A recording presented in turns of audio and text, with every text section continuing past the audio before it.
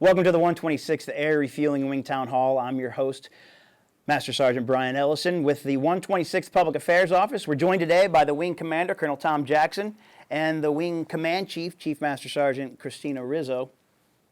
And before we start, Colonel Jackson, you wanted to say a few words?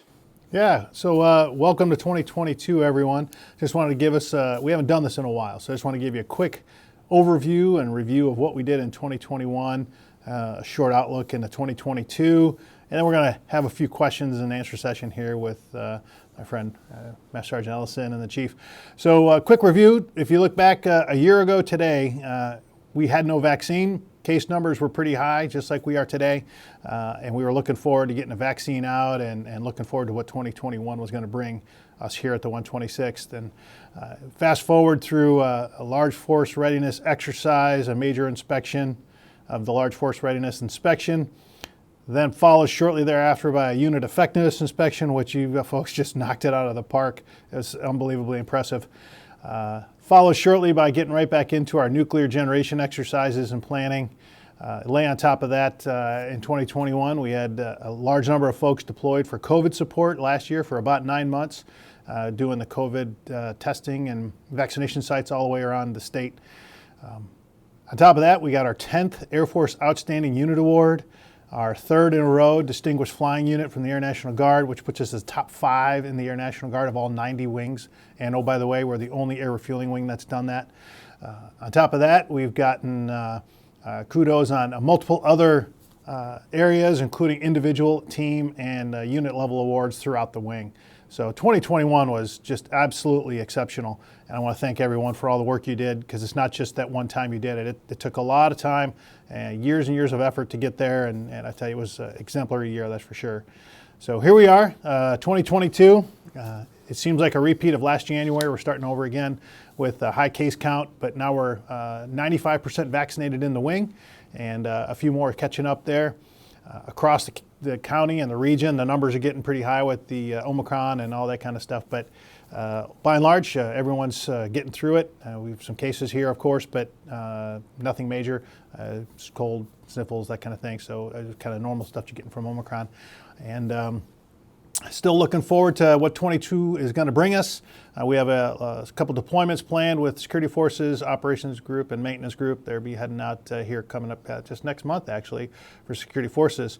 And then Ops and Maintenance heads out this summer. And still trying to get done everything we normally do. And we have a nuclear inspection here in May. And then we got some big events planned here in August, potentially for a pretty big anniversary, both the wing and the 108th Air Refueling Squadron. So that's about what we're looking at. So I just want to give you a heads up, and I'll hand the floor back to Sergeant Ellison here, and we'll see what we got for questions. All right, thank you, sir. Chief, you're the newest member of the command staff. We'll start with you.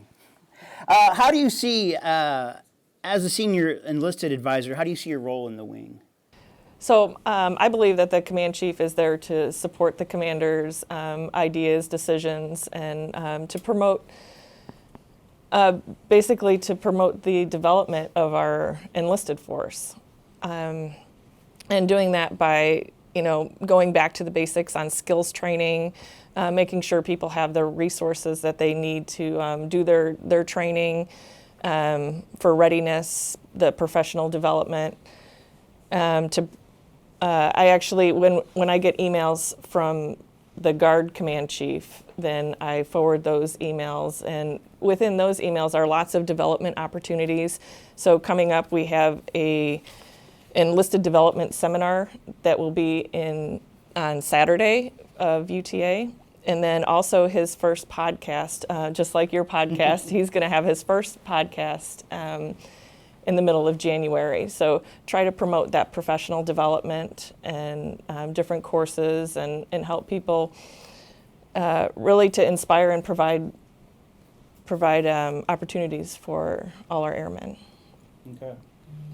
Sir, we'll start. I know you touched on 2021.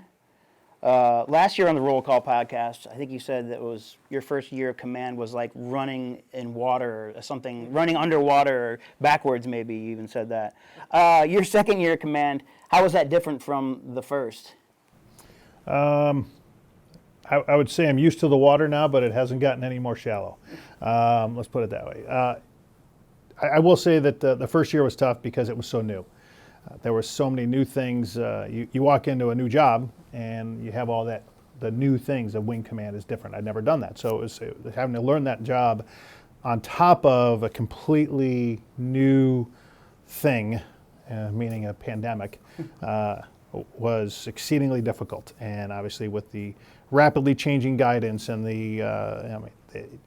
and all the challenges associated with that, and trying to deploy and trying to do all the things that we would normally do, that made it exceedingly difficult. Last year, the second year was a little bit better and things had kind of stabilized.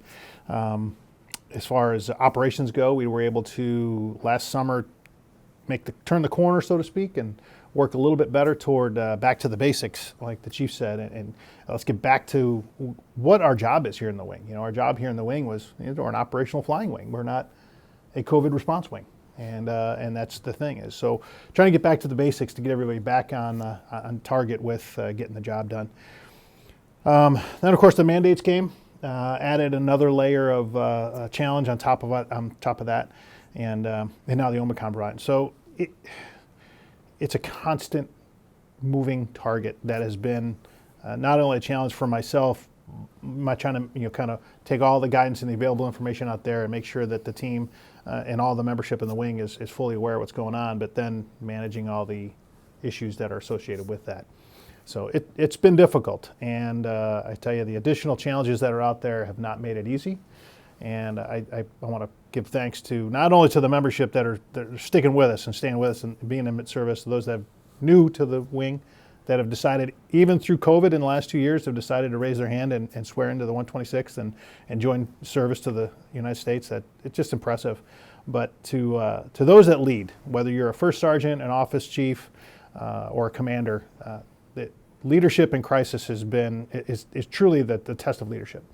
And when things are really difficult and we still are that successful, that says a lot about not only just our individual team members, but those that lead them. And so thanks to all them. So it's been challenging, but I will tell you that I'm getting to be a better swimmer, and I've got some really good support staff around me and help me and lift us up. So that's been good.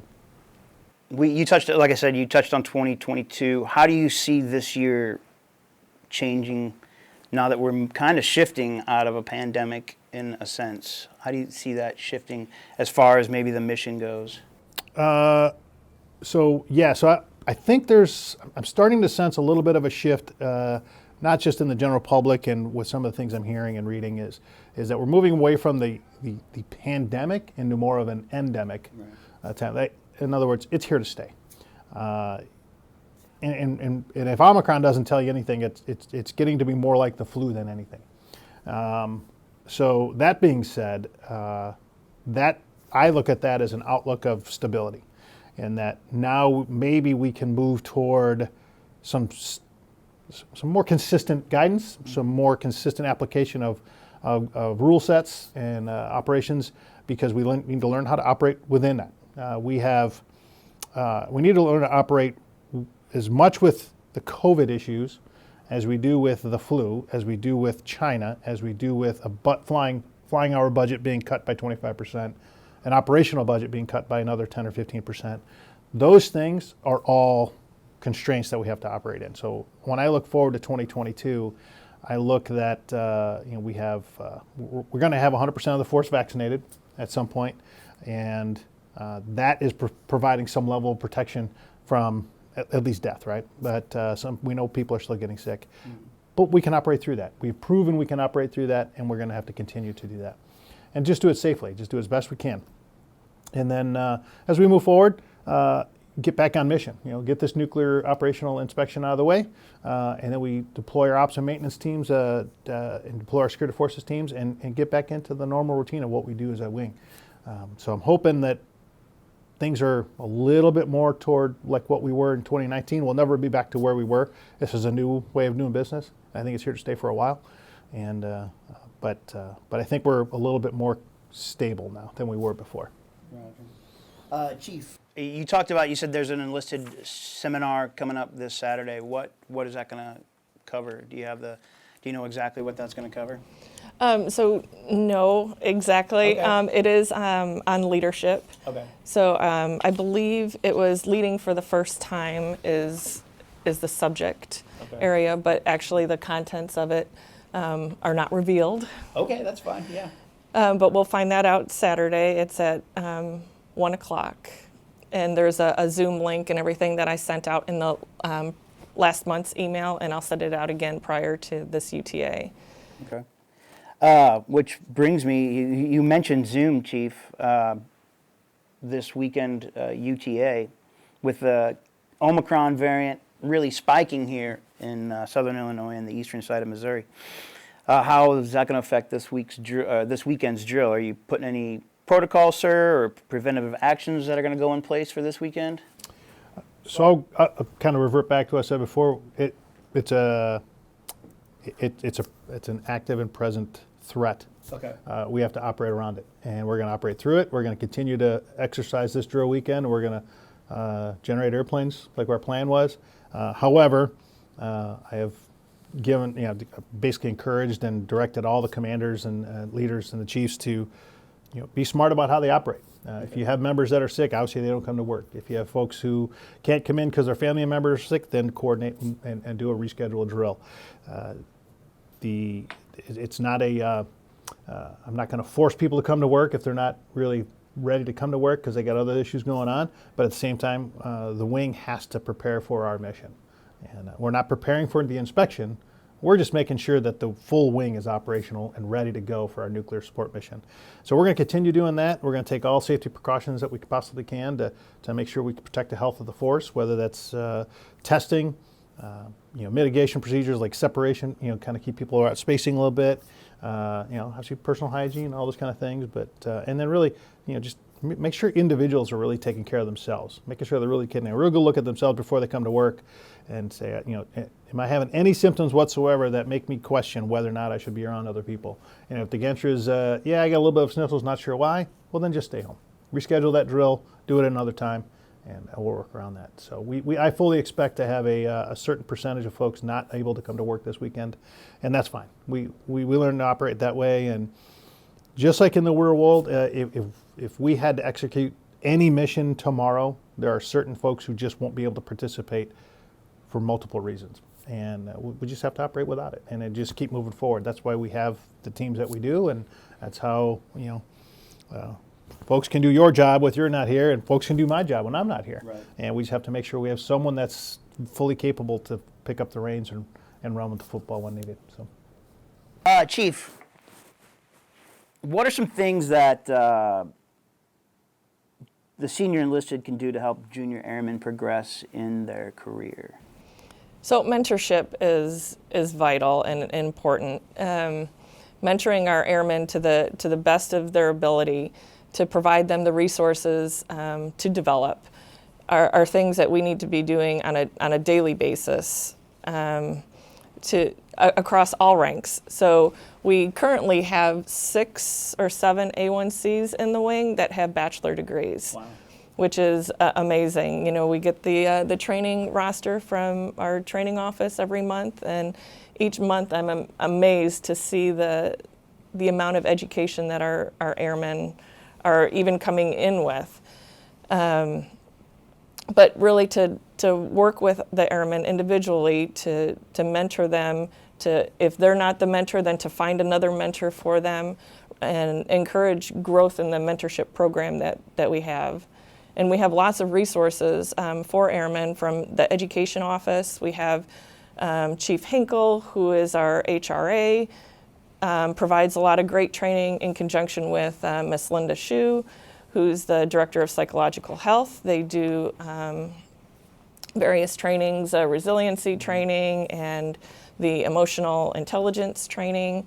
So all things like that, the more that we're involved with our airmen, the more that we can offer them and work with them and help them develop it. It also develops us as leaders. And I think that's what we need to be doing, is focusing on our airmen and making sure that they have all the resources that they need to develop themselves. Yeah, you mentioned it. We can learn as senior leaders from our airmen. It's not a one-way street. Absolutely. Yeah, it's a two-way street, definitely. Colonel Jackson, at this time last year, vaccines were just coming out, and there was no mandate at the time. Now there's a mandate, and almost the whole wing is vaccinated, like you said, 95%. What is the status with those mandates? Anything changing? Are we just continuing on with the mandates? Yeah, the mandate's still there. Okay. It is a Secretary of Defense mandate, so it's not a rule that's implemented at the wing level or anywhere else. This is Secretary of Defense has mandated that all military members will do this. Each service gets to choose how they do it, which is why the Army National Guard has a different timeline than the Air Force and vice versa. But they're here to stay. Ultimately, I think in the future what's going to happen is just like the flu vaccine is part of our yearly requirement, this will most likely become part of a yearly requirement just from a protection of the force kind of thing. Whether that's a booster once a year or how that works, I don't know, but I believe that's how it's going to go. And as far as the boosters go, the latest words from the Secretary of Defense is still just highly recommending them and is not, quote, we do not foresee mandating the booster. However, that could change. So once again, that'll be a SecDef decision to make whether or not they mandate the boosters. But once again, if that becomes part of our normal shot cycle, when I did anthrax, you had to take 6 shots, and they were mandated at certain timelines, and you had to do them. And it was and it was the same thing. There were people that said, "I'm not taking the anthrax shot," and there were people that left service because of it. So whether that happens with the booster, I don't know, but that's how I see things going. Okay. Going back to last year, speaking about that, Chief, the first time I met you was at Belclair Fairgrounds. You had an interesting early part of last year. Could you tell us a little bit about what your position was? You were the legislative liaison? Or? The liaison between the county health department that's right, yeah. and the joint staff at the Belclair Fairgrounds. How long were you there? 6 months. Wow. And what was your what was your daily routine or what have you? What you did? Did you oversee the troops that were there, or were you mostly working with the government? Mostly working with the government. My position was strictly between the county health department and the joint staff. So if there were issues where the county needed something from the state, then I was that go-between person to make sure that the county had what they needed, and however we could support the county in their operations. Colonel Jackson, I'll ask you this question, and maybe I'll ask you too, Chief. What has the wing done this last year over 2021 that you are proudest of? Is there not one thing you? Oh well, yeah. You kind of said early on with you just look at the number of awards and actually the inspection performance for me, and I've done many of them in my career, and I've been at them from the airman level, I've been from the inspector level, I've been there from the evaluator level, and I've seen it as wing IG, and in my entire career to see what this wing did on 2 significant inspections in 1 year was truly impressive, because it did not indicate what they did that day or those 2 or 3 days that the team was here. It was an indication of what this wing has been performing at that level for so long that it was just another thing we do. It's just the normal operations, the way we do things. And it says a lot, and I heard that from the inspection team from the UEI that our wing operates differently than other wings in such a way that when they come in, they see that it's not performance for the inspection team, it's their normal performance. And when you see someone normally performing at a certain level, the inspection is just something that an additional item. They get done that day and they move on. They continue to operate at that high level. So to me, that shows that. But what was most impressive to me was not just that performance. Yes, it was years in the making. Yes, it was we've reached that standard level of performance, but we did that through COVID. 18 months into COVID, and we had 2 major inspections that were completed that were well above the bar. And to me, that was the most impressive thing. Chief, what about you? You jumped in the middle of this. Absolutely. So I am just extremely proud of our airmen and the things that they have accomplished, especially in this constrained environment. when I look at the 1206s from the Outstanding Airmen of the Year, just the amount of volunteerism that was still done during this constrained environment, the work, we have such talented airmen in our wing. And last week, I believe you spoke with Chief Blankenship, who said our maintenance, we have the #1 maintenance team, tanker maintenance in the country. And it's across the wing. It's not just our maintenance guys. It's everywhere. I see that our airmen are really doing everything they can to be the best that they can be, and going out of their way and helping each other with their resiliency and helping develop each other and be there for each other. So I'm really proud of our airmen, O's and E's across the board. What do you think, sir, about the challenge? And what's been the most challenging thing? I think we can all guess on what the most challenging thing was last year, but It's a mandate. it's the mandate. Yeah. Okay, I was thinking maybe the beginning of last year, just with inauguration and people that was being tough, gone. right? In January of last year, like you said, like with the presidential support, and obviously we're coming up on the anniversary, January 6th. That was, you laid that on top of the COVID, because we had just started, we got up to about 120 or so that were deployed, and we started in early January, and by the end of January, we were pretty close, actually by mid-February, we were pretty close to 100 plus that were deployed across the state for that, and on top of that was the presidential support. So yeah, that was, but that was just deployments. That was, Right. Hey, we have a tasking. We had folks who were more than willing volunteers. It was amazing how many people stepped up, and sometimes it was their second time stepping up. We had people who did a second 6 or 9 month tour in 2 years, working for the state. And so to me, that wasn't difficult. To me, the mandates were difficult. Really? Because it wasn't so much, hey, this is a direct order. It was the way the way it was enforced, the way the guidance came down, and everything was very difficult to manage from a standpoint of, how do we get this to the team and the membership and get the compliance to where it needs to be without getting people into a position where they wanted to leave service versus get the vaccine. So to me, that was the biggest challenge, was to work with folks to convince them that my desire to have them in service did not outweigh their desires, but I really wanted them to stay in because I really value their service. But then at the same time, understanding their own decisions and their own desires, and then supporting them. Supporting them in them, that if they didn't agree with the mandate or they didn't agree with the vaccine, or for whatever reason they didn't want it, supporting them and giving them the paths that they needed. But the time spent on the vaccine mandate has been, in my opinion, very excessive, and has taken away a lot of the focus from where I needed it to be, which was the mission and the people. But the good part is I was able to connect with a lot of people in the wing that I probably would not have normally connected at that level with.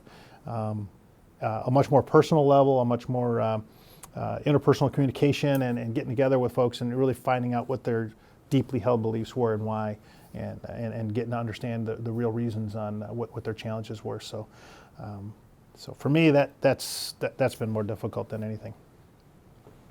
I never want to have someone have to make a decision between a career and make life and career decisions based upon that, especially when they're looking at potential administrative actions or a separation or maybe a complete career change when they were getting closer to retirement. So those are the kind of things that were really tough, and trying to work with a lot of people through that. One of the more difficult things too is getting days for the traditionals to come out and actually to do their jobs. When we're only allowed 1 or 2 days per month, or with the continuing resolution right now, makes it very difficult even for our HRA to come out here, during the week to get some extra time. But across the board for the DSG's funding right now, it just does not provide enough time for them to get their back to basics or any kind of professional development, or even just to come in and reacquaint themselves, every month. It's just, we don't have the funding for it. So right now, that's probably one of the more difficult issues that we have. Do you see that changing soon? Because I know we're under the we're under the continuing resolution. How does that? Maybe you can answer it, or maybe either of you about because I know the national defense wasn't that the national defense was NDAA was passed, but that doesn't affect the National Guard, or how does that work? See? Did anybody You got any know? inputs? So the NDAA is what authorizes the authorization of expenditure of money for the national defense, so basically the military, Okay. for this fiscal year. So the NDAA for this fiscal year allows us to continue to, but you need the budget to be signed that allows to get out of a CR, a continuing resolution. So a CR says you will continue to operate on the previous year's budget plan, except you're only allowed to expend up to when that CR terminates. So right now we're into a CR of early February, which means we're only allowed to, if you split up the year from October 1st through February 3rd, that's the amount of money we're allowed to spend. So if it's 50% of the year, you're only allowed to spend 50% of that money for the year. So it's like, instead of turning the faucet on full blast and saying, here's your available source for the year, they've turned into a small trickle. And when they want to turn it off, they just shut it off, and then you have to operate on whatever you have. So do I see it changing? No. I foresee a very flat budget over the next several fiscal years, which means no increase in budget for the DoD, and a potential, depending upon how the National Guard Bureau handles it, a potential reduction, a continued reduction of flying hours and or budget for operations, operational budget, not just flying operations, but overall operations, in order to maintain Air National Guard presence or existing levels of personnel. So that's just my kind of the way I see things, but I've been wrong before, so we'll see how it goes. I'm hopeful that things will improve as from a budget standpoint, but it's the tightest I've ever seen it. Okay. Yeah. Especially for basic skills training, when traditionals can only come out on a drill weekend and they're not afforded that time to come out during the week. It makes it very difficult. And then you throw the professional development on top of it, where they don't have the days to come in. So we need to really be creative on how we can get them professionally developed, where the Guard Command Chief has this podcast and he has the Zoom on drill weekends, but then on drill weekends that does cut into the airmen's time to work on their back to basic skills training. So it's definitely a balancing effort. Would like to see more days for our DSGs. Right. Mm-hmm. Yeah, and with the constrained budget too, me and the command staff are looking at right now, what are the things we can do here locally to ensure the airmen get the time they need to both train and progress from a professional standpoint, and where can we take risks and say, you know what, it's okay not to do this training right now because it's not beneficial for now. For example, do I need to do XYZ training every single year, or can I do it every other year? I think there's several that we have that we could probably do every other year, maybe every third year. That's good enough. To do certain things every single year when it's the exact same training every year has become so redundant that, in my professional opinion, there are several things we can take some risks at. From that perspective, certainly with certain experience levels, maybe not the youngest airman, but certainly there are a large portion of our career for our team that may not need a specific training every single year. Maybe every third year is perfectly fine, and then the youngest folks maybe get a little bit more often, or those kind of things. And so we're looking at that actively to say, well, if the DoD or the SecAF or the Air National Guard Bureau is not willing to make adjustments on mandated training, which takes up time, well then I'm going to say, well then I'm not going to do some of this stuff. I'm going to request waivers, or maybe slip it if I can, where I'm taking care of the airmen's time. That gives them more time. By taking away some of this mandated training and doing it in a different timeline or a different format to make it more effective, then we'll do that. Okay. Chief, you mentioned the Enlisted Seminar. I think I misunderstood you. That's something that Command Chief Williams is going to be hosting? So he does put that together, and he has different visitors come on and, okay. So that'll be this and talk. That'll be this UTA Okay. on Saturday. 1300. At 1,300, yes. Okay. Oh, we're talking about budgeting and all that, sir. What is the status of the KC-46 coming to the wing? I know you have a group working on that right now. Yes, sir. So the current main operating base announcements were just made. One was a 24 aircraft unit, MacDill Air Force Base was selected to be the next active duty wing to transition, and that won't be till 24, 25. So they're going to get 24. Another squadron, the final squadron at McConnell, is now standing up. So that's the active duty there. We're still waiting on a formal announcement on the reserve unit with 12 aircraft for the next KC-46 for Air Force Reserve Command. So as soon as that gets announced. So where's the Air National Guard is the next two main operating bases will be Air National Guard wings, 8 PAA with active associations. So the way that's defined right now is that doesn't necessarily mean that only those with an active association currently will be reviewed. Every Air National Guard wing, all 16 of us, are going to get looked at for a potential KC-46 replacement. Of that, they're going to pick 6 or 7 that they actually go do site visits at sometime this year, probably over the summer, where one of those six are going to look at and to validate the information that they have. In other words, on critical infrastructure, ramp space, those kind of things. And out of those 6, 2 of those wings will be selected for aircraft arrival in FY 26 to 28. So that's the current plan.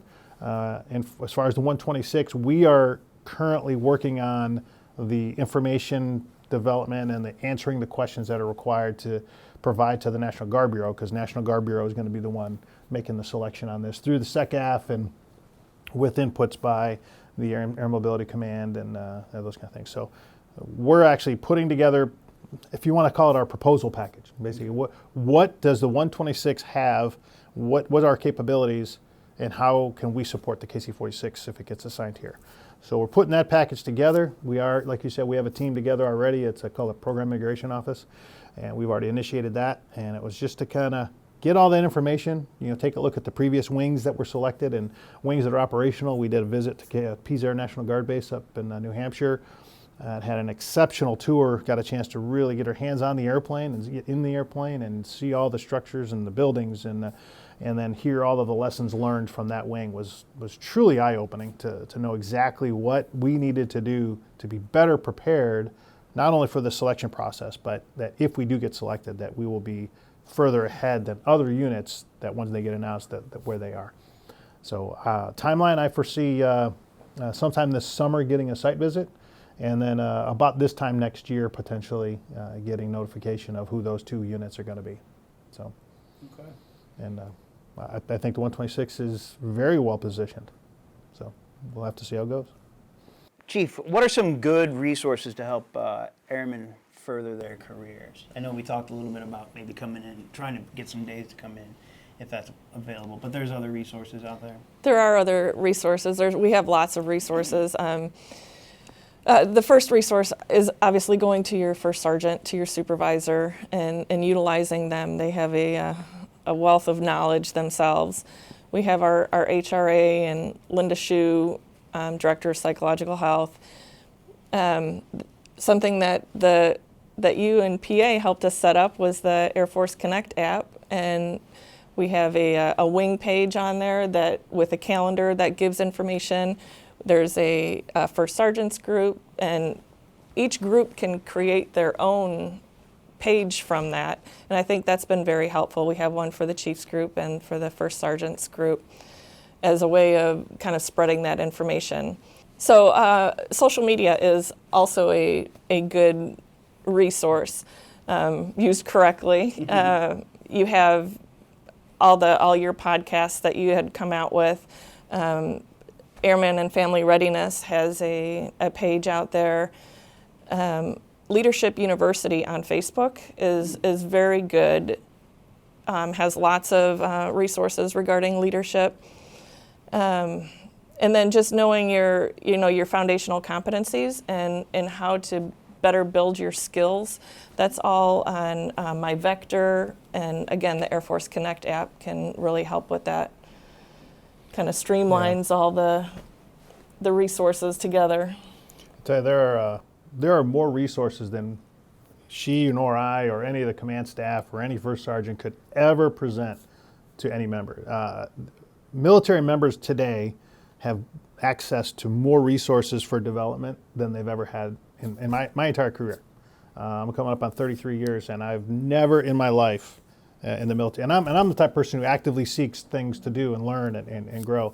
And I'm kind of overwhelmed, and that there's so many different things I can do. Even today at my level, there are things I can look at and get into that I had no idea were even out there. So all we can do as leaders, and I encourage all the commanders and first sergeants and shop chiefs to get to know this a little bit better, is we can only do so much. We can, the whole lead the horse to water kind of thing. Mm-hmm.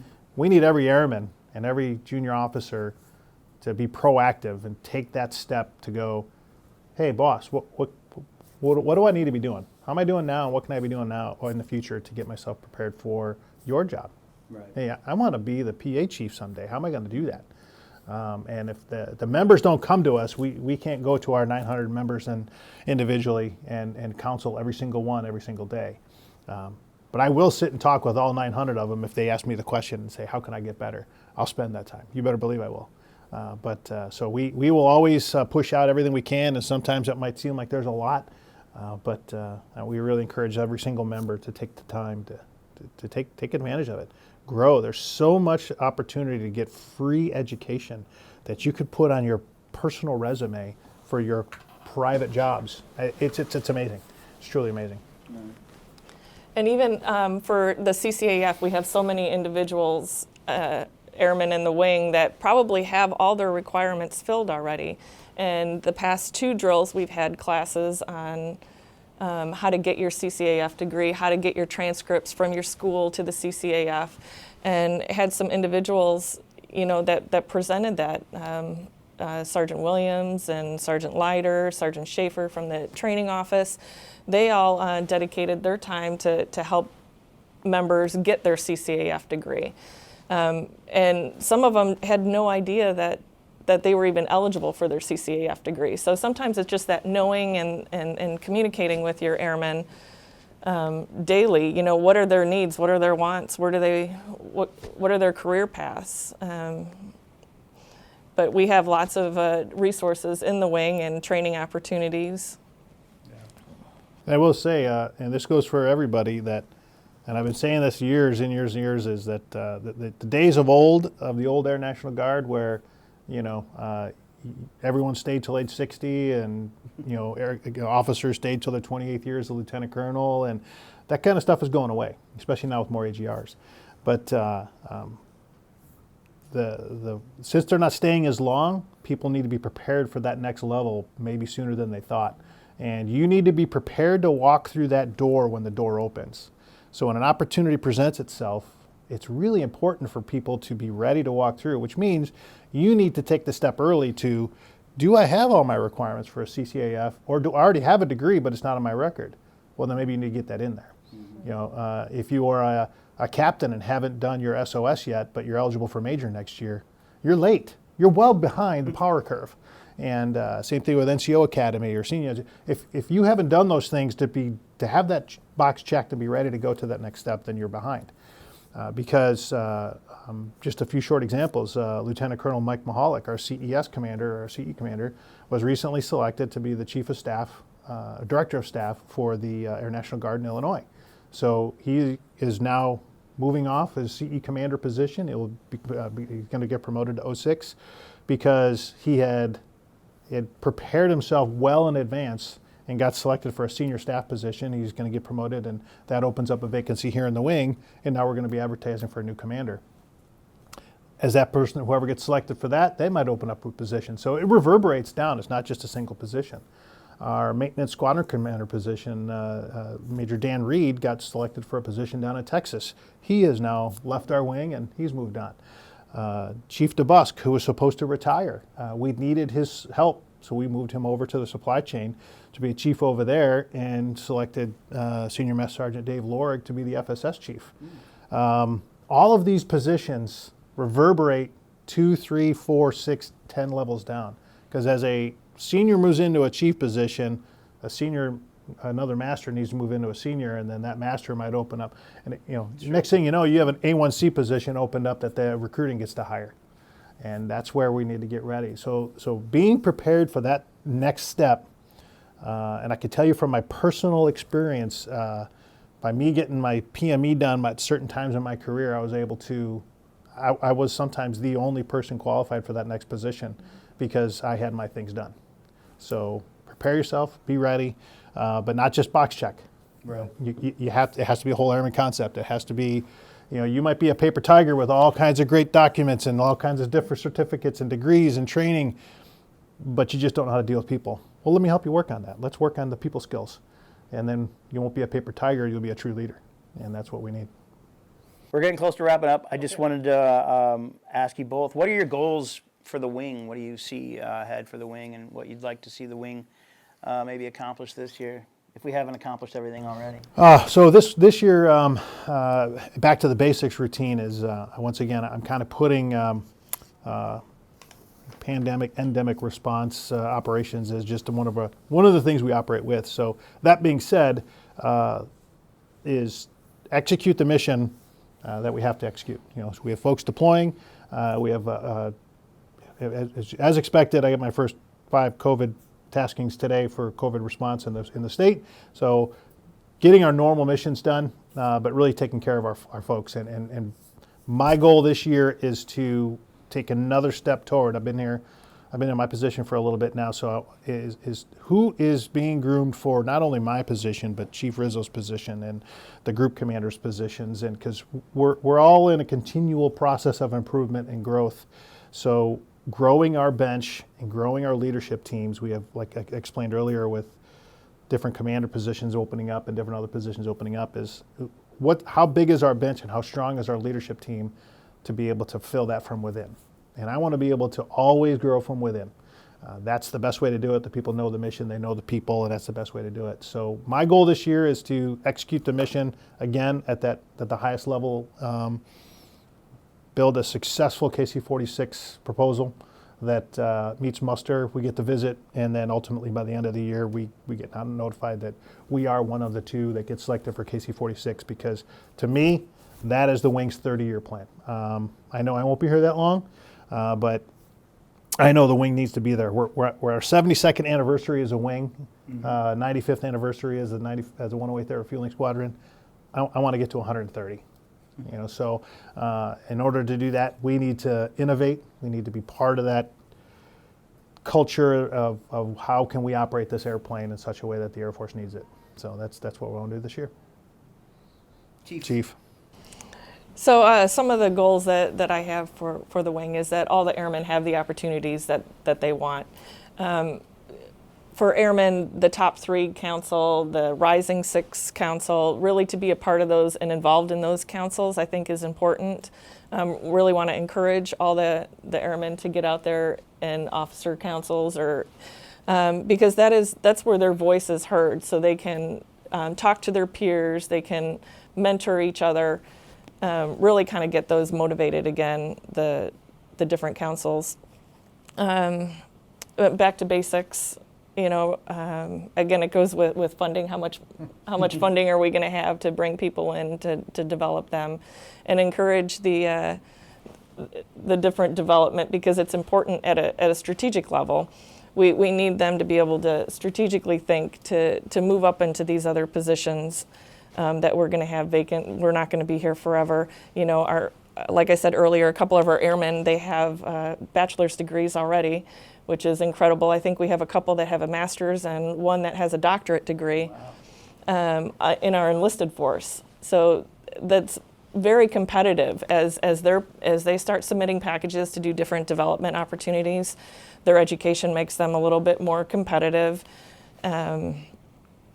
And I just like to help them and give them the resources that they need to be able to develop more and to become more competitive. We have some amazing members in our wing, and like Colonel Jackson said, maybe not everything is documented. Maybe their education's not documented in the correct spot.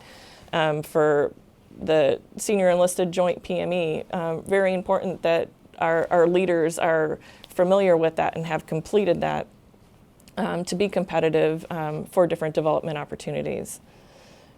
So, I think you buried the lead, sir. You said there were some new taskings came down from state. Can you talk about that? Yeah, it's just as expected, right, with the exceptional rise in cases across the state, really Sure. across the nation.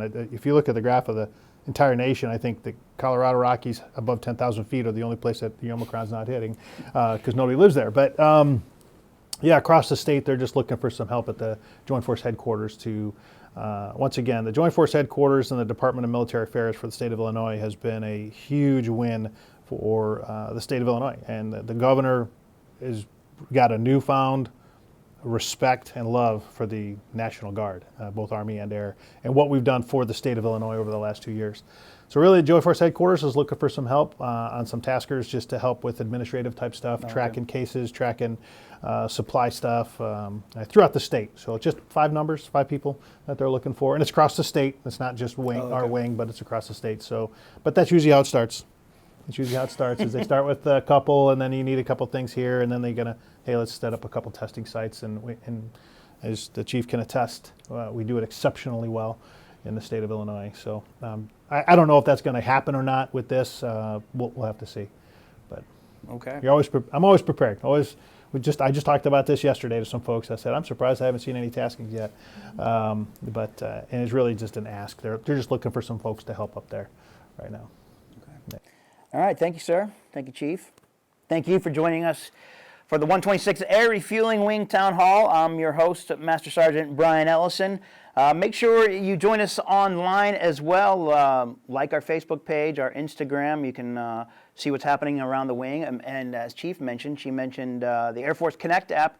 You can find that on wherever you get your apps for your phone. Thanks again for joining us. I'm Master Sergeant Brian Ellison for the 126th Public Affairs.